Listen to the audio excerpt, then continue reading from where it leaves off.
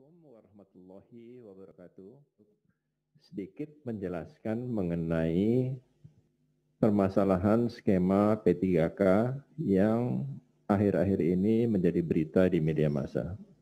Pengaturan mengenai gaji dan tunjangan PPK diatur dalam Perpres nomor 98 tahun 2020 tentang gaji dan tunjangan PPK. Untuk hak-hak PPPK lainnya, hak dan perlindungan, mereka memiliki hak yang sama dengan PNS, seperti hak cuti, hak untuk pengembangan kompetensi. PPK juga mendapatkan perlindungan jaminan hari tua, jaminan kesehatan, jaminan kecelakaan kerja, hingga bantuan hukum seperti yang diperoleh PNS sebagaimana tercantum pada pasal 22 dan pasal 106 Undang-Undang Nomor 5 Tahun 2014 serta pasal 75 Peraturan Pemerintah Nomor 49 Tahun 2018 tentang manajemen PPPK. Kelebihan lain dari sistem PPPK ini adalah pelamar tidak terikat batas usia maksimum 35 tahun seperti yang berlaku bagi PNS. Seseorang jika memenuhi persyaratan yang ditentukan, dapat mengisi jabatan PPK pada posisi yang diinginkan. Dengan rencana rekrutmen melalui skema PPPK ini, seorang calon PPK tidak harus memulai karir dari bawah, seperti yang telah saya jelaskan sebelumnya. Jadi tidak harus pada jabatan fungsional jenjang pertama, kemudian bertahap naik menjadi jabatan fungsional jenjang muda dan seterusnya seperti yang diberlakukan bagi PNS melalui kenaikan jenjang jabatan. Jadi PPK ini bisa lompat, tidak harus naik bertahap seperti PNS. Dengan skema ini sangat dimungkinkan setiap warga negara Indonesia yang memenuhi persyaratan dapat melamar pada formasi PPPK untuk langsung menduduki jabatan jenjang di atas, jenjang muda, bahkan jenjang jabatan madya sesuai kebutuhan di pemerintahan.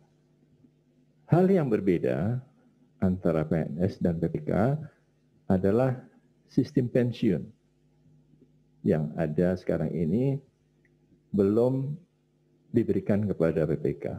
Namun demikian, tidak tertutup kemungkinan PPK memperoleh pensiun melalui perubahan mendasar dari skema pensiun PSUGO atau manfaat pasti menjadi fully funded atau iuran pasti yang sekarang ini sedang dibahas dalam PP-nya yang mungkin akan segera ditetapkan.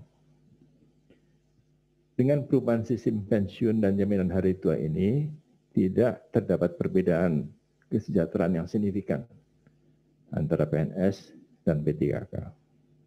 Hingga saat ini, tidak tertutup kemungkinan bagi pemerintah untuk tetap membuka formasi CPNS untuk guru.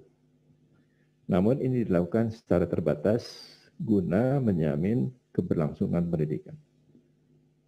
Apa yang dimaksud dengan keberlangsungan pendidikan di sini adalah bahwa di sekolah ini diperlukan posisi manajerial yang harus diisi guru PNS.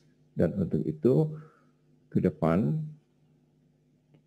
pemerintah tetap akan membuka sesuai dengan kebutuhan dari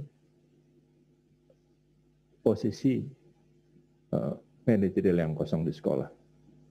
Apakah dimungkinkan tahun 2022 dan seterusnya itu penerimaan P3K guru ini berlanjut dan penerimaan CPNS untuk guru dan 147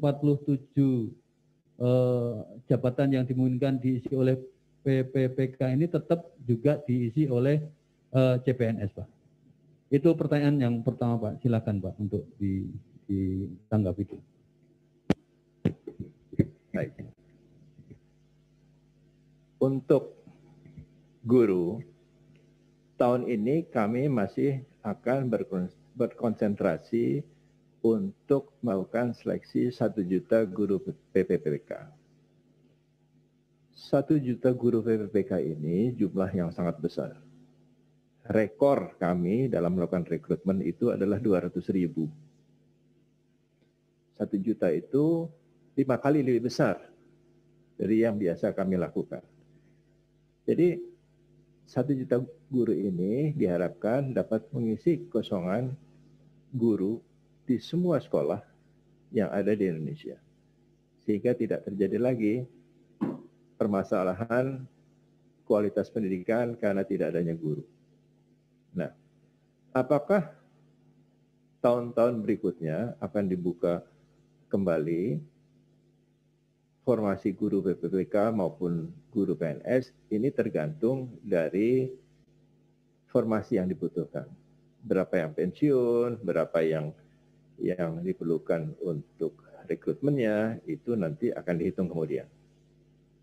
Kami berharap dengan 1 juta orang rekrutmen baru ini tidak terdapat lagi permasalahan dalam bidang pendidikan, karena guru-gurunya sudah terpenuhi.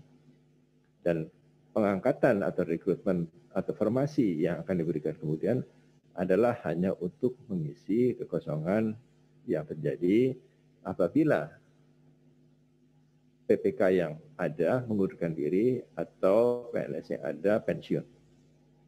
Jadi formasi yang diberikan untuk tahun 2022 dan seterusnya ini akan sangat tergantung dari kekosongan yang ada akibat terjadinya pensiun PNS ataupun ada PPK yang mengundurkan diri.